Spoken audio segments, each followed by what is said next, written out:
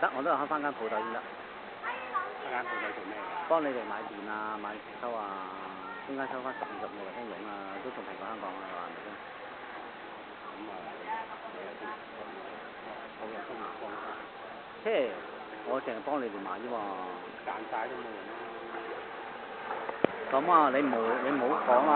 我中間可能買啲嘢嗰時賺咗買嗰啲嘢㗎，咁我唔使買嘢，唔使俾錢買嘢啊嘛，係咪先？嗱，譬如你哋買100粒電，咁我中間咪搭多20粒，即係個數用咗落你度，你都唔覺㗎，係咪？